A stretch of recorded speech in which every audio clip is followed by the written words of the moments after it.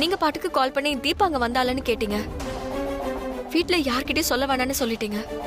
எனக்கு இங்க என்ன நடக்குதுன்னே தெரியாம ஒரு வேலையும் புரியல. அதான் என்ன நடக்குதுன்னு நேர்ல பாக்கலான்னு வந்தேன்.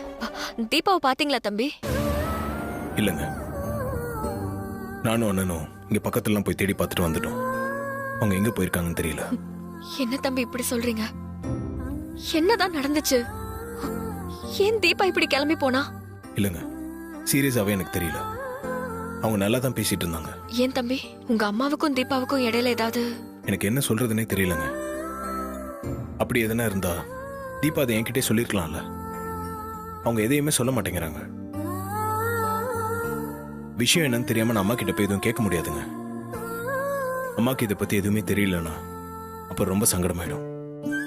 புரியுது தம்பி. வேற என்ன காரணமா இருக்கும்னு எனக்கு ஒண்ணுமே புரியல. அத்தை மாமாவுக்கெல்லாம் தெரிஞ்சா நொறுங்கி போயிடுவாங்க தம்பி. ஏங்க, அத்தை மாமாக்கெல்லாம் எதுவும் தெரிய வேண்டாம். நான் இன்னைக்குள்ள தீபா எங்க போயிருக்காங்கன்னு கண்டுபிடிச்சிருவேன். நீங்க யார்கிட்ட விஷயத்த சொல்லாம இருங்க. எனக்கு கொஞ்சம் டைம் கொடுங்க. சரிங்க தம்பி.